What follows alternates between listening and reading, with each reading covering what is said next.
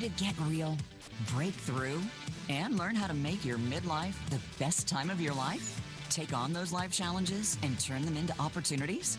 Let's rock. Here's Dr. Ellen. Hey everyone, welcome to Rock Your Midlife. Dr. Ellen here, the Midlife Whisperer. I am so thrilled that you are here today. I appreciate your support. And I'm so excited because on this week's show, we are going to talk about two once very taboo topics: menopause and depression. I have two amazing women who left the corporate world to start companies dedicated to helping women at midlife find individual wellness solutions so they can thrive. So I want to let you know, if you're struggling with menopause, going through menopause, if you're struggling with depression, it's really important to know that you're not alone.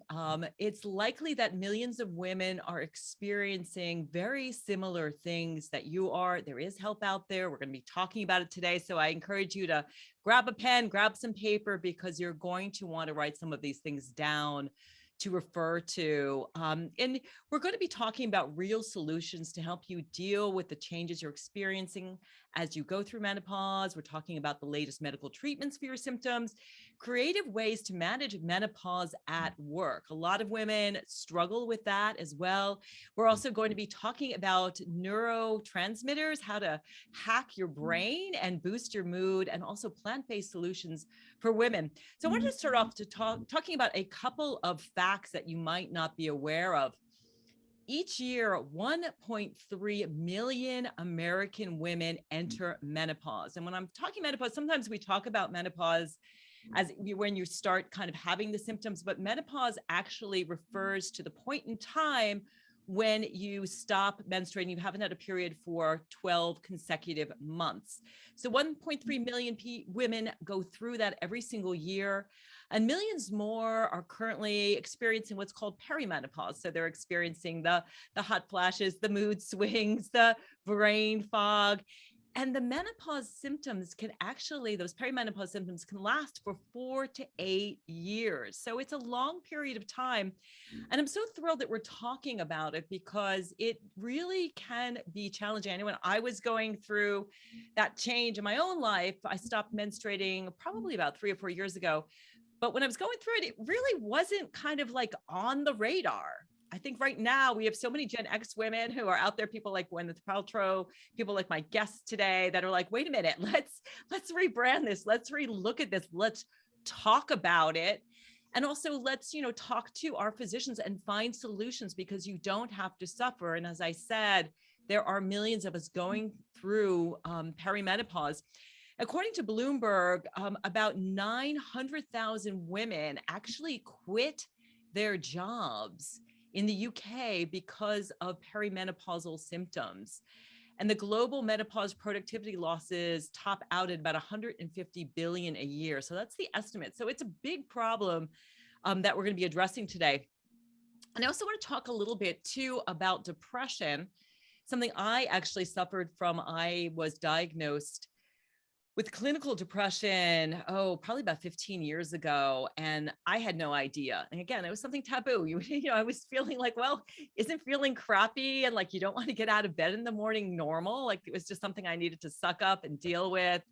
Probably have too much caffeine, over-exercise. I tended to overcompensate by pushing myself. But women at midlife have the highest rate of depression for any group by gender. It's 12.3%.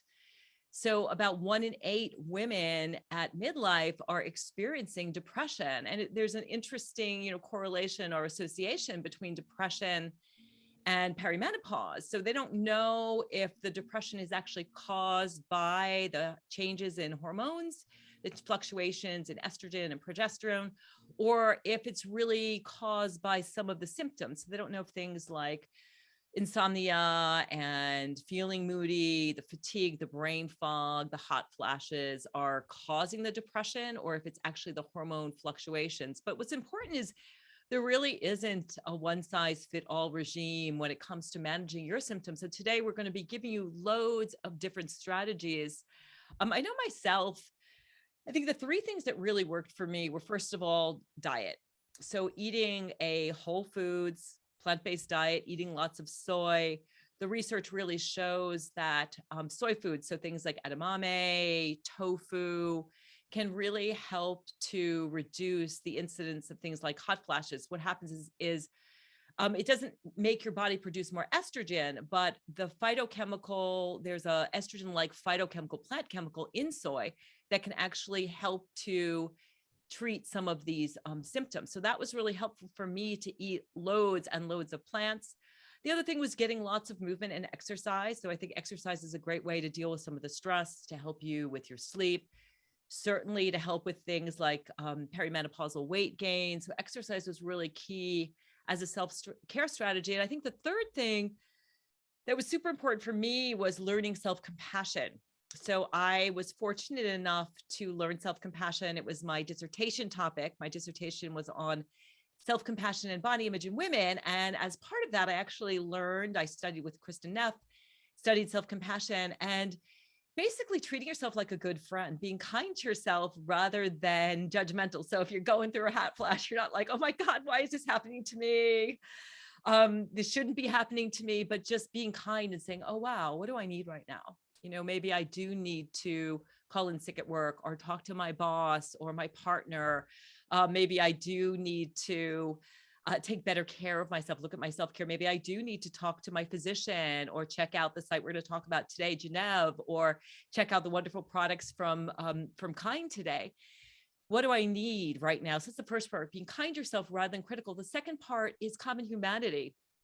So just knowing that most people with ovaries, so women, we go through this. It's normal. There's nothing wrong with you, but you're not alone. And when you realize, oh my gosh, humans suffer, women go through menopause, you realize, wow, this is normal, and you don't feel like something's wrong with you.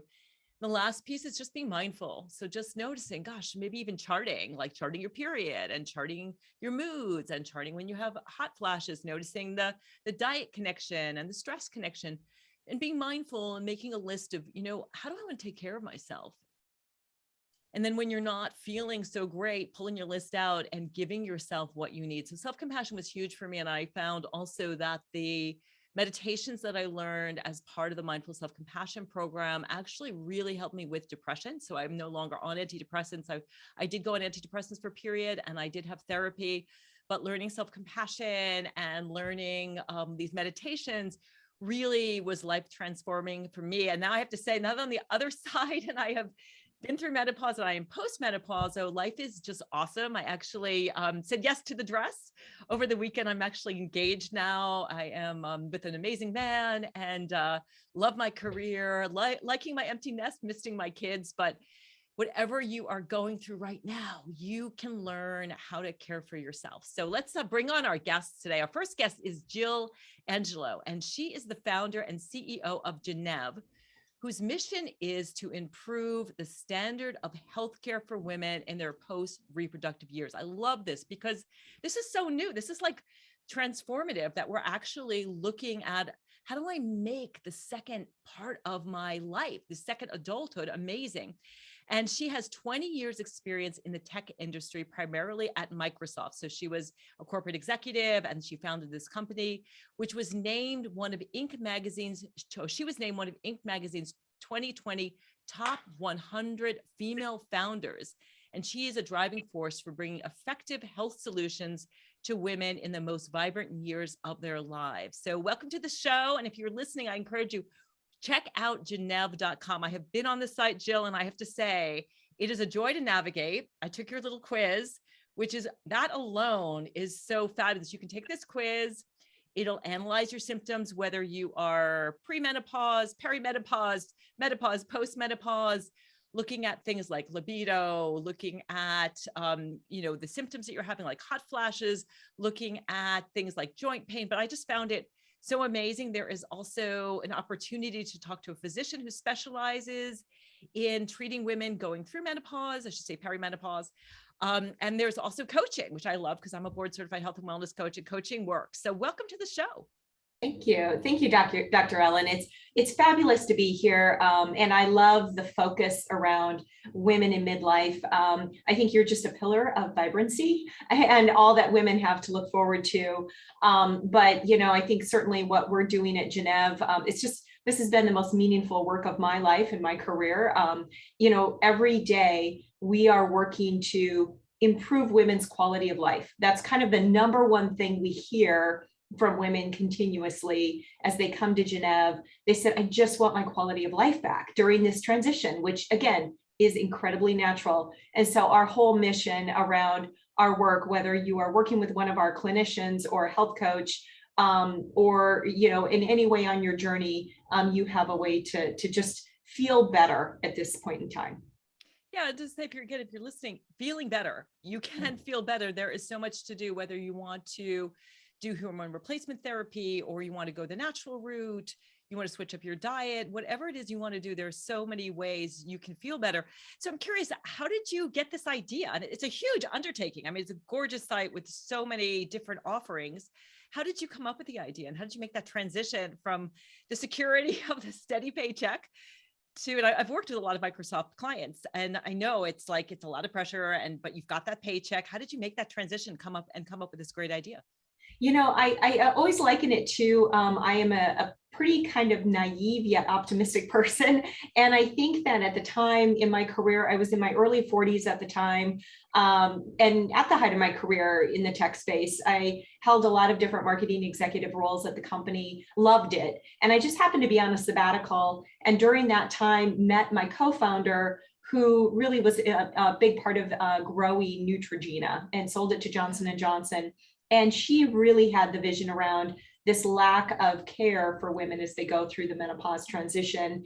And she said, let's start a company. And to me, it was kind of a no-brainer, like, wow, every woman goes through menopause and there's nothing being really done to address the standard of care for women in this phase of life. And so I left my corporate job without a lot of questions asked. Probably, obviously the income one is a big one. You've got to divorce yourself from that steady paycheck and enter the startup world, which is incredibly daunting.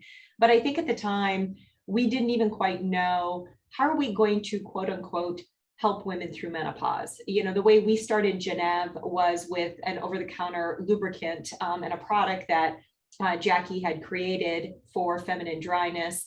We started selling that online. We learned that women just didn't have much education around the menopause transition whatsoever. So we started publishing informative content. And then in 2019, we really built out a full telemedicine practice with both OBGYNs and health coaches working together, because we really believe integrated care with both medical, prescription support, as well as lifestyle change is the true way that you're going to start to make a difference in a woman's life and help her manage through the symptoms and get back to feeling the way she wants to feel. So, on this journey on, in building Genève, and it's GENNEV.com, because sometimes you're kind of like, well, how's that spelled? But it's really been for me an incredibly meaningful part of my career, but it's probably the most humbling path I've ever chosen. Number one, I'm taking on menopause, which is something nobody wants to talk about.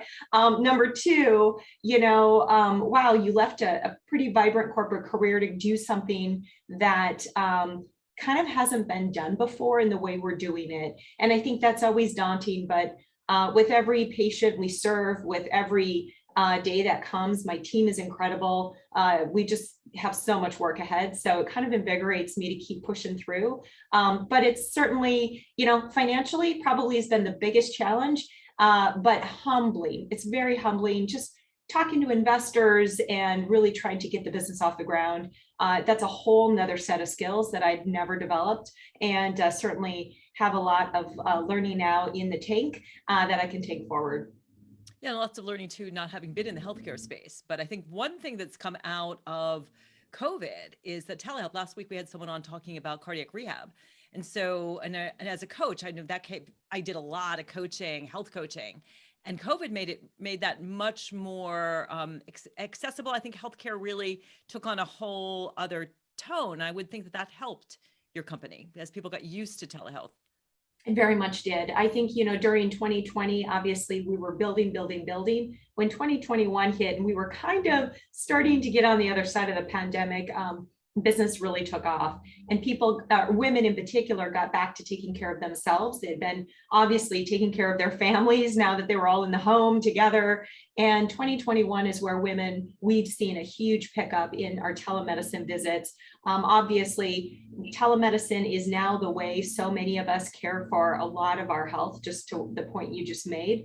But I think menopause in particular, because the way that it is best treated in this integrated care model, it starts with a conversation versus any kind of hormone testing or lab test or physical examination. And so that's what makes telemedicine so perfect for this type of care, is that you have a clinician and a patient talking for 30 minutes, just, in a virtual setting. And so the convenience factor, as well as giving them the time to have that full understanding of the patient 360 degrees, is what telemedicine offers. So it's just been a wonderful transition for us, a silver lining of the pandemic nonetheless, but certainly good, I think, for women at large.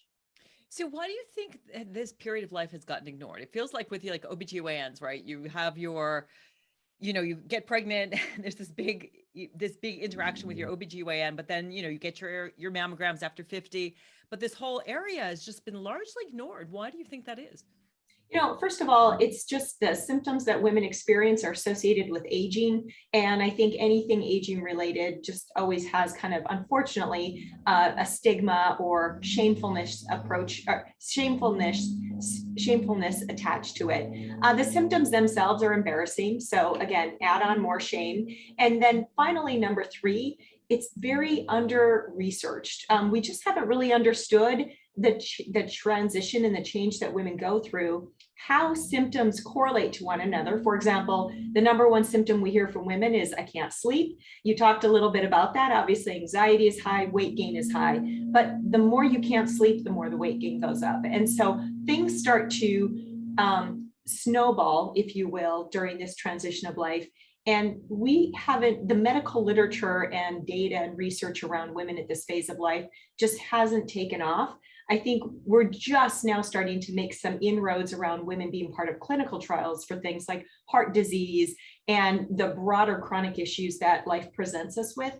And this is just yet lesser studied than even some of the basics, I think, that are just now getting off the road. So part of it is women, part of it is age, and part of it is just the overall shame of this transition in life.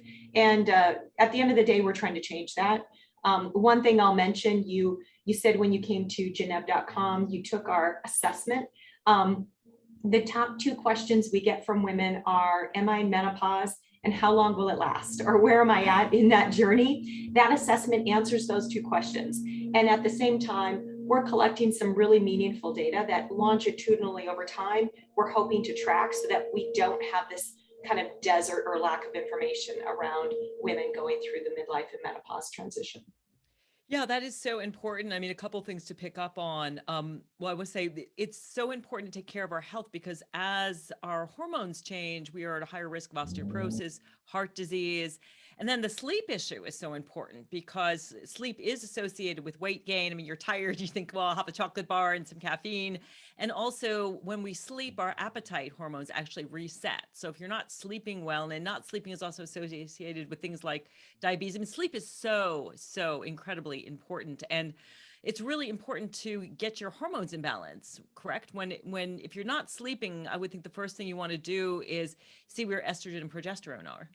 Absolutely. And a lot of what our clinicians, our gynecologists are doing in their appointments with patients is understanding the symptoms and the root of where they're at.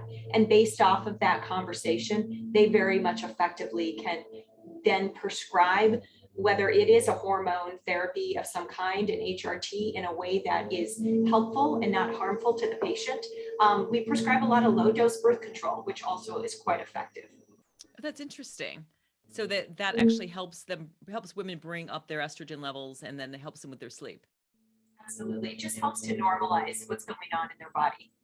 So even though it's a telehealth platform, do women go and get blood tests? I know it's hard to actually measure your hormone levels because they fluctuate, by the minute, the hour.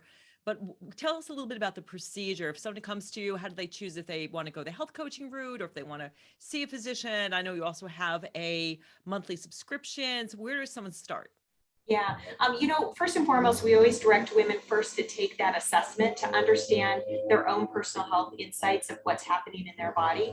And then number two, we do direct them first to the doctor. The doctor and the clinician or the OBGYN is in the best position to not only provide overall medical guidance, and they have a series of questions that they take the patient through to understand where her symptoms are and her hormone levels. In any case, our gynecologists, and they're really supporting patients based on the North American Menopause Society standard of code and ethics and protocols.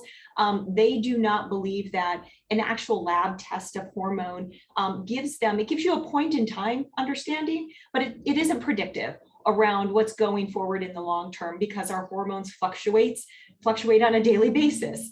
We're dynamic human beings in that way. And so we start them first with a doctor, and the doctor very naturally then can help the patient understand where medical guidance can be supported, but really the importance of lifestyle change and bringing in the coach at that point for so many women is a more trusted and pathway that a lot of our patients find a lot of guidance in. And from there, they're working with the health coach going forward. Oftentimes, don't even need to go back to the doctor because their companion, the person who's working on their personalized nutrition, exercise, sleep, and mindfulness plan is right there with them along the path. So our motion is assessment, doctor, coach. And again, that coach relationship lasts anywhere from 6 to 8 months. We've had women that continue to work monthly with their coach for over a year. Just really varies. It really depends on where the patient is at in her own journey and how much support she wants along the way.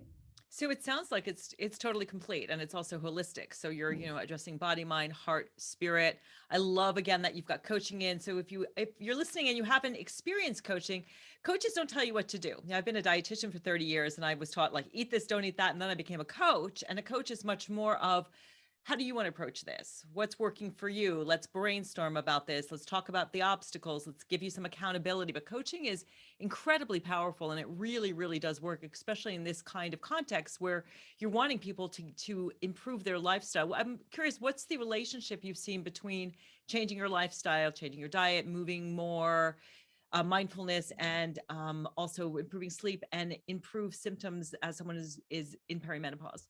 Yeah, 94% of our patients report an improvement in their symptoms, which is wonderful to see that kind of impact and success in terms of them just feeling better. And I think very much that is based upon that dual relationship of doctor and health coach. Our health coaches are also, like you, a dietitian. So they start from, evidence-based nutritional support. And like you were talking about the soy, the added soy in your diet, our coaches are working on diet as a core, because I think so much of how we're feeling is based upon what we're putting in our bodies. And from that, starting at that point, that really drives up a success rate, and women start to see the changes that they're feeling.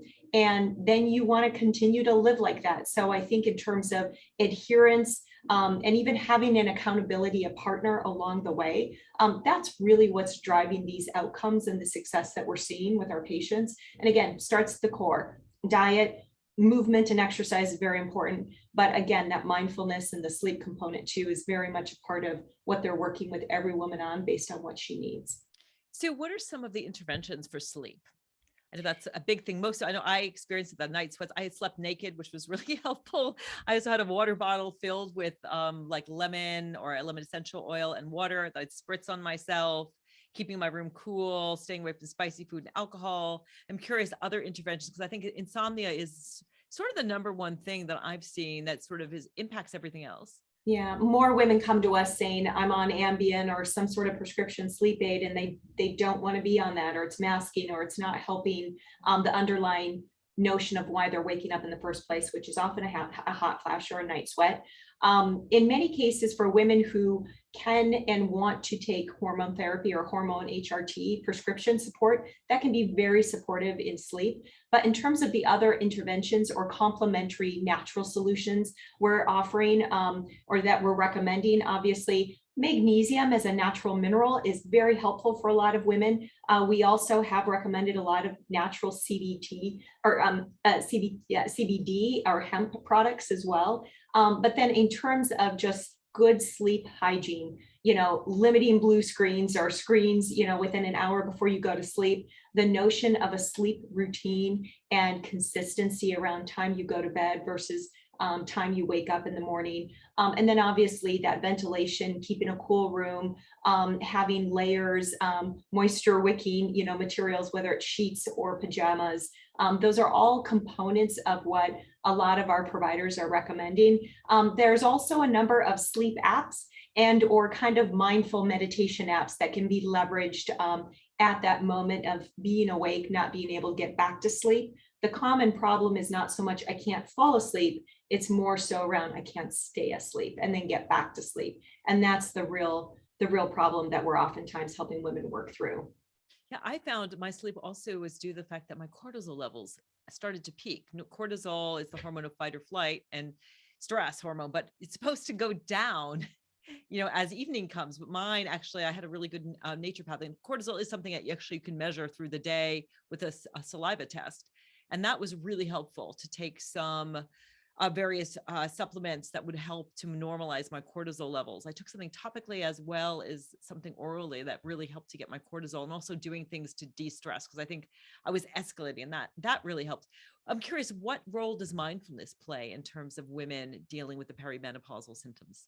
I think the degree to which you can get women to bring down their stress and anxiety levels will impact their sleep quality throughout the evening. And so around that mindfulness component, whether it is app-based, meditation-based, we have kind of a toolkit of different solutions that our coaches are fans of that they recommend for women, and not the same one will work for one woman as another. But obviously we want to reduce that notion of anxiety, especially leading up to the bedtime routine when it comes to sleep. And then obviously when you do wake up, having anxiety about being awake and I've got to get back to sleep, that's not going to help with that. And so what do you do in that moment to address the anxiety you're feeling about not sleeping is another aspect of the care that they're working with women on. Yeah, those are all amazing tips. And I want to let people know too that your site, again, it's Genev.com, it's GENNEV.com, is covered by some health insurance. Tell us a little bit about how people can get financial support for using Absolutely. your platform. Today we will come to the site. You do put out your credit card for any kind of appointment or service, but then we'll provide you with the paperwork to get reimbursement through your health plan. It's just like any other doctor visit. You can get that reimbursed just like you would typically through your insurance. And so we're working with our patients to ensure that reimbursement happens.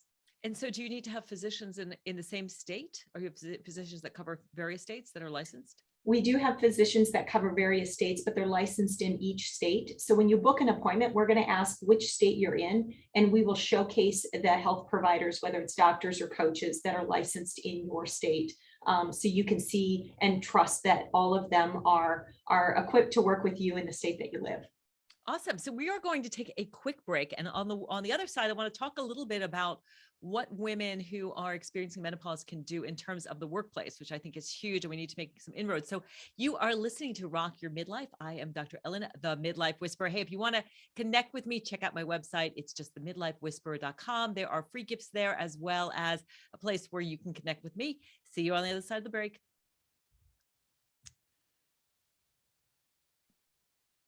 All right, we're all clear. Okay.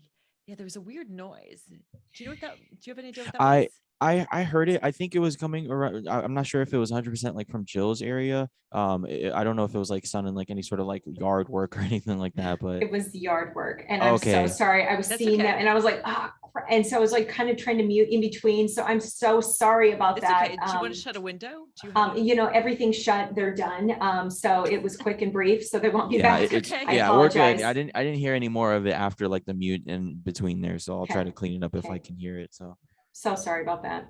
That was a great segment though. Your site's awesome.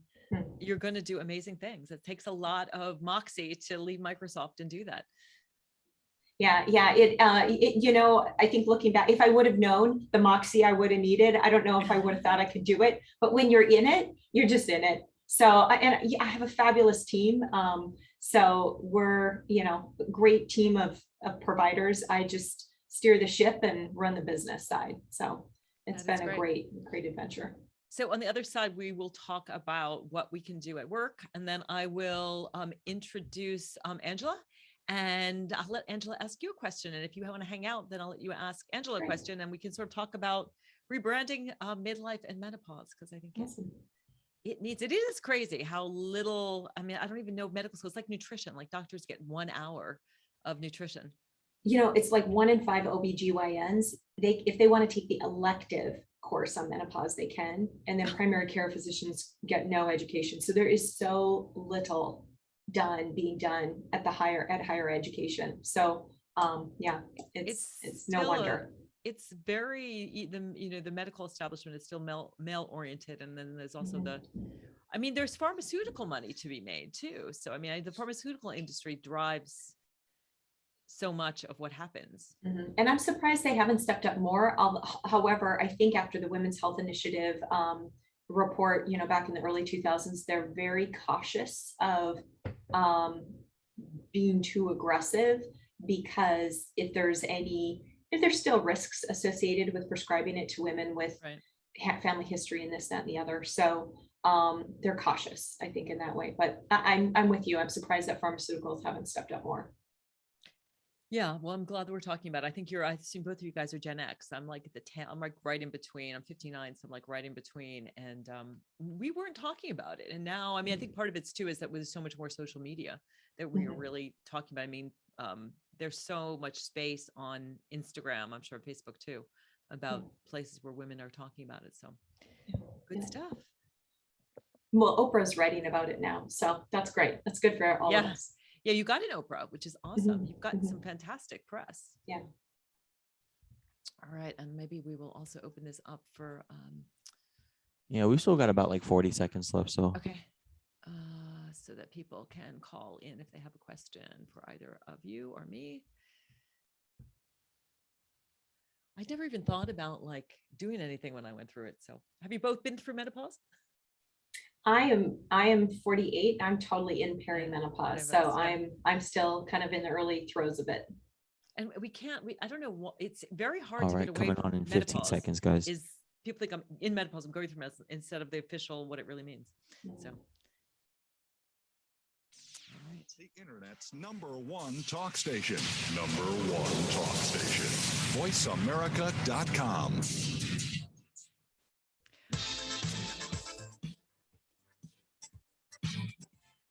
You are listening to Rock Your Midlife with Dr. Ellen, the Midlife Whisperer. Have a question for Dr. Ellen or her guests?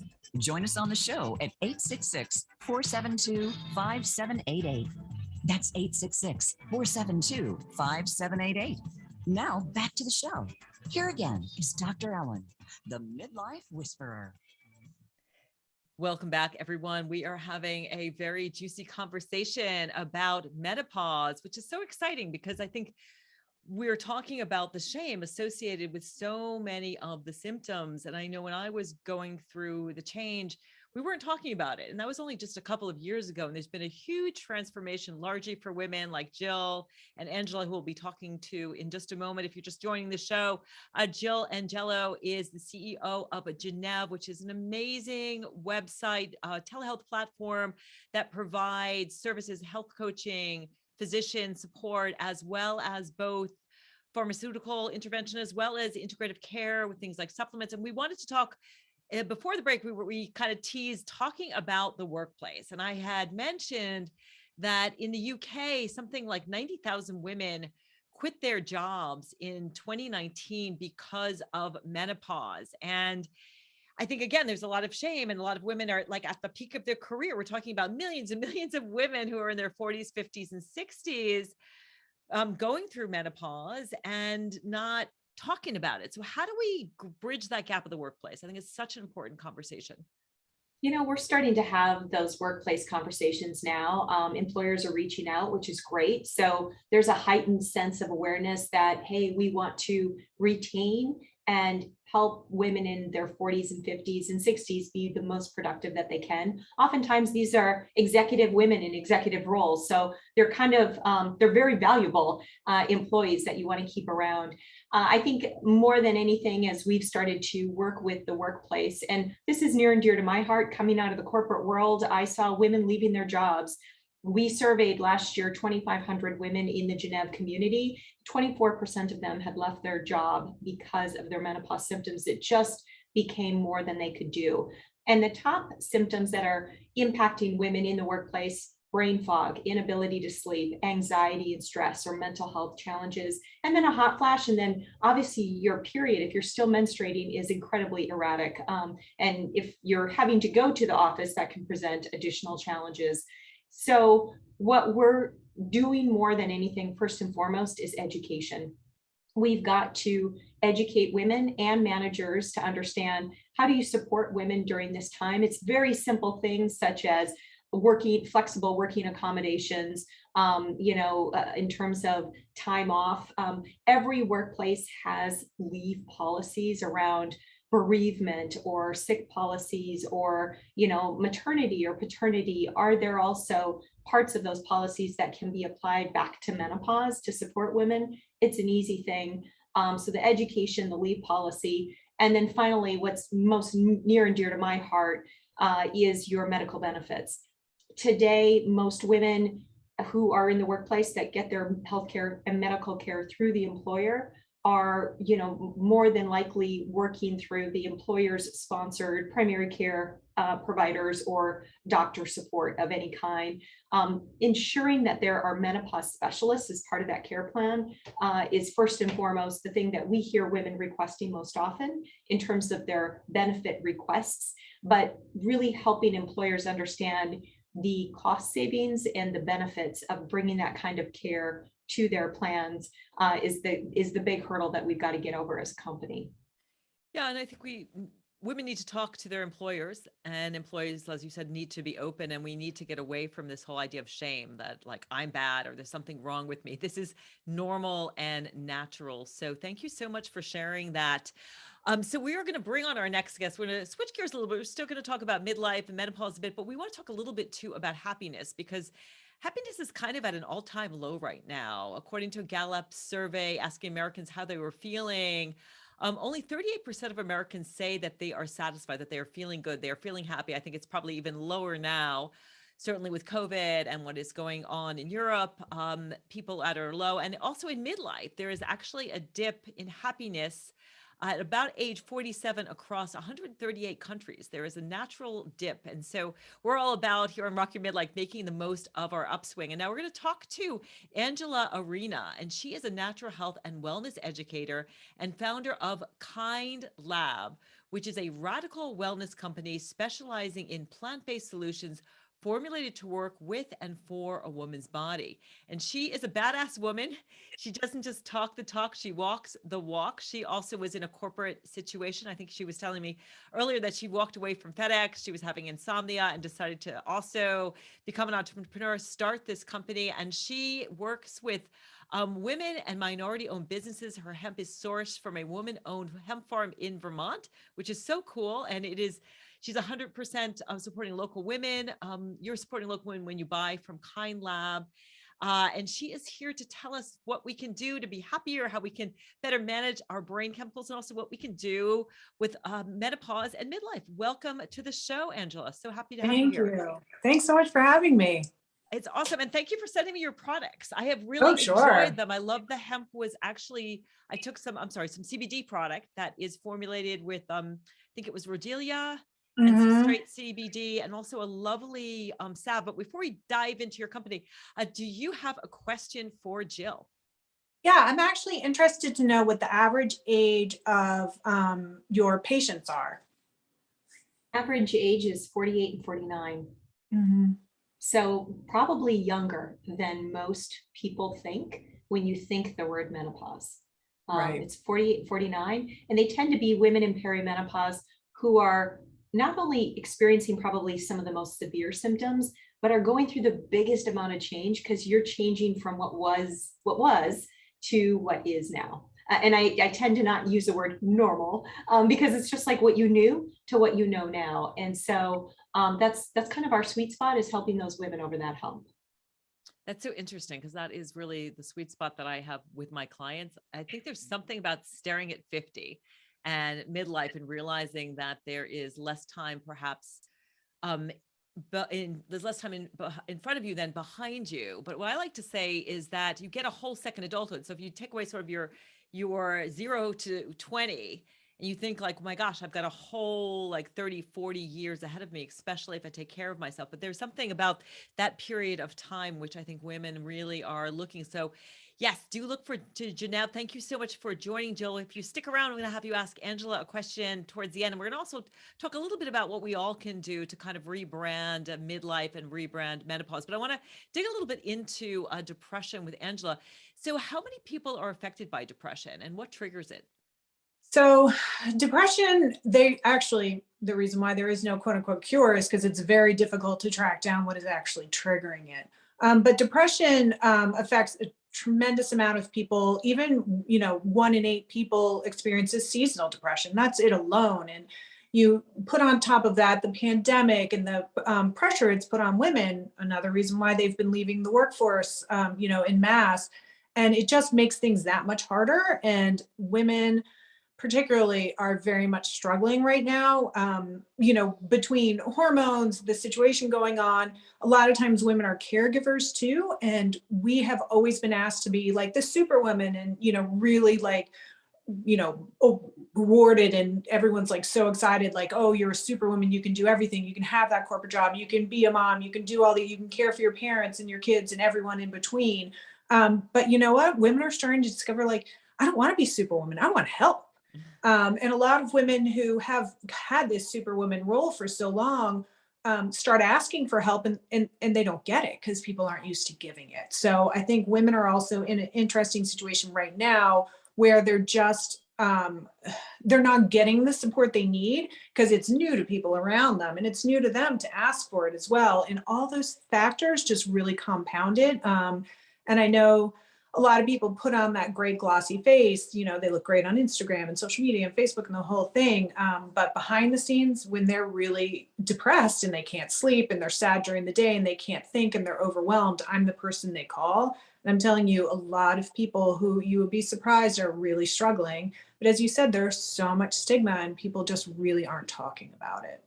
Yeah, I was surprised when I was diagnosed. It was kind of a relief. But I also, and I read about this in my book, Rock Your Midlife, that sometimes depression, it's a stop sign. It's like when you're being superwoman and you're trying to hold your shit together, and all of a sudden it's like, I can't anymore. And everything just comes to a grinding stop. And it's kind of the only way that women can give themselves permission. There's sort of no going, it's like, I've got to go from 60 to 0. It's this no in between. And when women start to give themselves self-care, they often feel guilty because they feel like I have to put everyone else first. And I think with the pandemic, what I saw in my practice was so many women were also now homeschooling. So they had their, the really stressful job, and now they're homeschooling, and maybe they're taking care of their parents who are more vulnerable and can't do the grocery shopping. So we are definitely burning the candle at more than both ends. So let's talk a little bit about intervention. So let's first talk about sleep.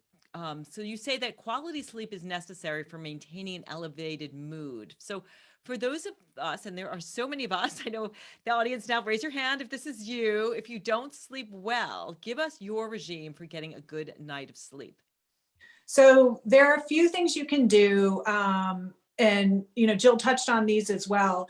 What I ask people to do is not just look at their sleep routine, which are like maybe the 3 or 4 things: you wash your face, you brush your teeth, you put on your jammies, you set your alarm. That's your sleep routine. But there's a larger sleep hygiene. What are you doing during the day? What are you doing? Like, are you trying not to drink caffeine after noon? Are you making sure, like, when you wake up in the morning, you're kind of organizing your room so when you walk in at night, it makes you feel a lot more relaxed? So it's all the habits that you're doing all day, not just at night. So you can set yourself up for success with some of those sleep hygiene. Like when you start looking at some of those tips and things you can do during the day if you are struggling with sleep. A lot of times for women, we love to suck down that stress, all the stress, and we just kind of consume it and suppress it, and it comes out at night. And that's a big reason why a lot of women really struggle falling asleep particularly, but even staying asleep. So many of them wake up and all of a sudden, that hamster on the wheel is going. And there are things that you can do, from making lists, prepping the next day, shutting off the phone so your mind isn't kind of going before you go to bed. Even stopping to drink water 2 hours before bed, because a lot of times you wake up and you have to go to the bathroom. You might blame your wake up on that, but it's probably actually like you wake up and your body's like, oh, by the way, we have to go to the bathroom. But just cutting down the amount of water you drink before bed can really help that. So there are a lot of things that you can do for improved sleep.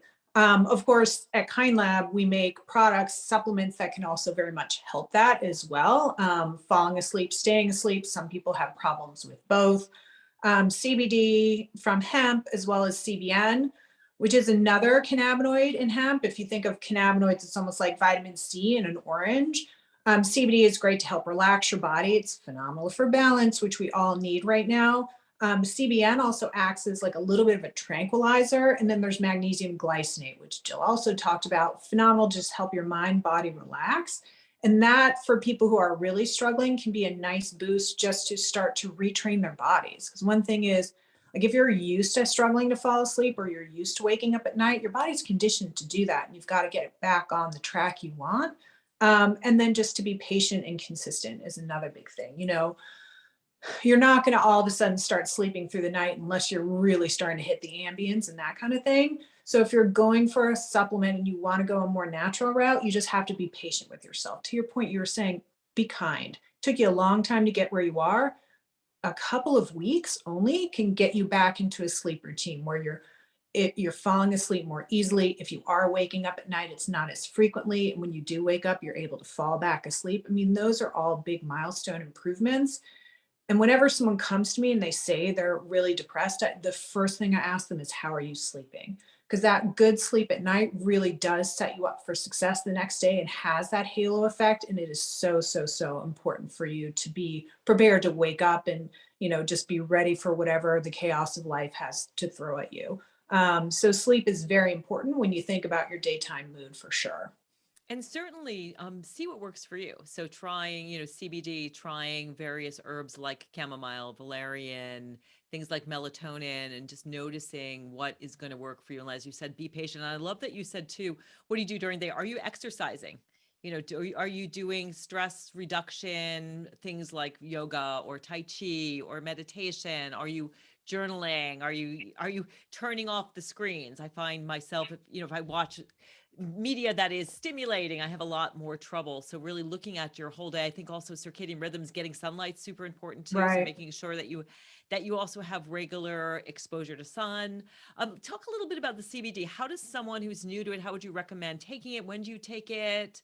How much do you take? So where do you start with, and what are the other uses? I know that it also can help with stress relief and help you calm down. It's an amazing plant. Like, these weeds have been with us, like they've evolved with humans, and like hemp was used for everything from rope to medicine to all kinds of things. But where does someone start if they are exploring using CBD?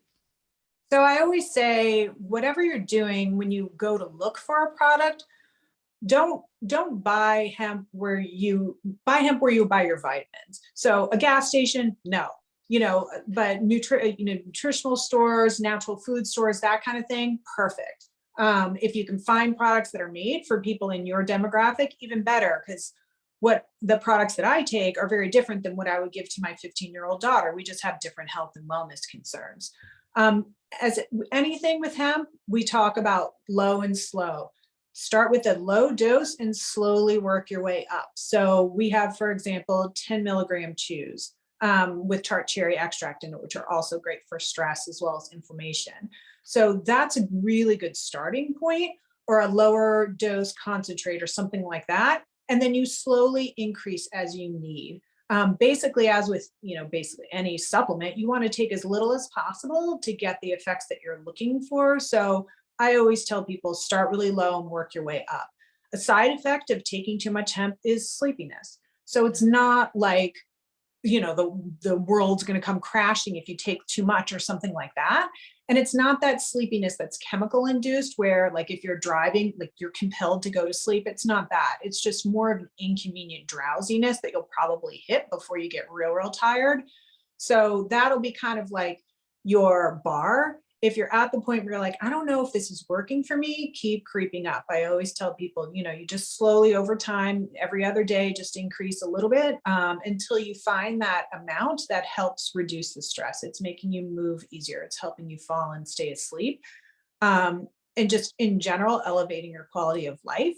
I always say too, there's a contact us form on my website, kindlab.com. If you contact us, you will actually be calling me. And I love to give personalized advice and help women. There's nothing better than, seeing someone who's just having that much better of a day and able to sleep. And the amount that it improves their quality of life is so rewarding for me. So you can always go to kindlab.com, contact me. I'm happy to help. And do you recommend people taking the CBD close to bedtime or earlier in the day in terms of for sleep specifically? For sleep, so there are two different issues with sleep. There's falling asleep and there's staying asleep. If your issue is falling asleep, I always recommend taking CBD like an hour and a half to 2 hours. So it has time to kick in. Your body is slowly decompressing.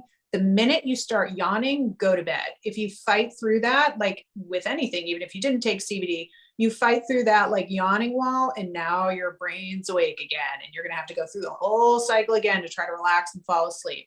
So a couple hours before bed, an hour and a half, drops under your tongue, pop a gummy. If your problem is staying asleep, then I like people to take it right before bed, because then it gives you a little bit of time for that CBD to kick in. And when it's kind of at its like maximum potency in your body is when your body's a lot of times like, waking up might be a good idea.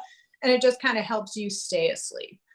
For people who have issues with both, I usually just say split the dose. You can take it before and after.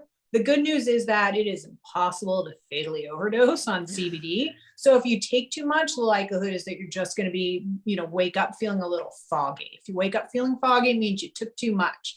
So just back off on that. But, like I said, an hour and a half or right before bed for falling and staying asleep. And then you want to wake up feeling refreshed. The idea of that, every day, if you can start the day well rested and wake up feeling like, you're ready to go and you've got that good night's sleep, the amount that improves your quality of life is just incredible. Yeah, I think that's been one of the biggest takeaways, I think, from our show today is really sleep is where it's at. And that's a lot of the things people are feeling is because of sleep.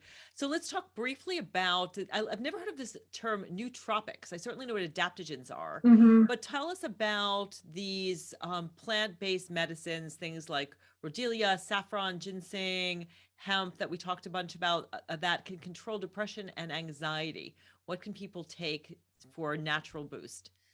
So nootropics adaptogens help your body adapt to stress. They help keep you balanced. Hemp is a very, very powerful adaptogen. Nootropics are more focused on your brain, and they are the ones that help you with your cognitive ability. They help you with your memory, that kind of thing. So when women are experiencing the daytime sadness, they feel overwhelmed, they have that brain fog, they have like a lot of stress or, little panic attacks and that kind of thing. That's really why I pulled together in my lift capsules specifically, which is what you're referring to, our KindLab lift capsules. They have the CBD in them to help reduce the stress, CBG, which it also helps reduce stress, but gives you a little bit of energy. The rhodiola in there is really to help your adrenal glands. That's what's holding on to all the cortisol and all the adrenaline and everything that you get from your stress during the day. You'll see animals when they're under stress, or, maybe you go pick up your dog and maybe they don't like the groomer and they'll always shake when they get out of the groomer. Animals, when they have too much cortisol or adrenaline, they'll shake it off. I mean, there's like a real saying with that. Humans, like yay team human, we store it in our glands where it just does damage. And your adrenal glands are one place where it's like party central. So it's to get them back in balance, try to like get rid of some of that extra cortisol. And then of course there's the Siberian ginseng, which helps you with your memory focus, gives you a nice little boost of energy as well. And then the saffron, which is the one I use specifically, is actually being studied for its ability to boost your mood. And so all those combined is kind of like the, ultimate product that I really wanted to create for those women who are struggling so much through their day and just don't feel like productive and feel like they're just kind of on that nonstop hamster wheel. Good stuff. So if people want to connect with you and find your products, it's kindlab.com. Is that correct? Yep. That's it. All right. check out, these are specifically for women at midlife, and I've tried them and they are awesome. I want to bring Jill back on really quickly. Jill, do you have a question for Angela? Yes, I think one thing more than anything, Angela, all of this is such like new information, and the work you're doing is really forward thinking. How are you educating your customers and women at large to just understand these other really natural solution and options for themselves? Yeah, so on our blog and on our Instagram and on our Facebook, I'm constantly pushing information out there for women who want like the Reader's Digest version. I've done a lot of the research, and so my idea is to bring women in and just give them direction on where they may go. What are the top 3 things you can do? Try to give those kind of little breadcrumbs where women can, over time, making all those small changes, adding the vitamin D, adding the magnesium glycinate, over time, they make a really big difference. Awesome. Well, we have to wrap it up. Thank you, Angela. Thank you, Jill, so much for joining. Thank you all for listening. It's been great to have you here. I hope you've gotten information that you can use. If you have a comment, please share on my website. That is themidlifewhisperer.com. That's themidlifewhisperer.com. See you next week. All right, you guys, we're all clear. Great show today. We went over. Did we go over? Okay. Anyway, I think Gabe is gone. Thank you so much, ladies. To stay in touch, please. I think that, keep the conversation going. And if there's other things I can do to support you, let me know. And if you would please let your following know, share your interview, that would be great. So the show is now on all the major podcast platforms. So it's on iTunes, Spotify. I think it's on Yeah, everyone Stitcher. have a great rest of your day. All I'll right. talk to you Thank guys. Gabe. Appreciate Thank it. you. Thanks, Gabe. So let me know how I can support you, and please let people know. You guys were both awesome. Thank you so much. Yeah, thank you for bringing us to the air. Just can't thank you enough, Dr. Ellen, about all the work you're doing, and we will certainly promote this to our community at large. Yeah, Jill, it was so great to meet you. I love what you're doing. It's amazing. So there's definitely a lot of crossover. So I will have a look because there's so many women. Obviously I offer supplements and some level of education, but you do dive so much more deeply into that, the space of menopause. And I think that could, especially with the telehealth, because women have such a hard time finding doctors that'll help them specifically with menopause. It's so frustrating. So some great synergies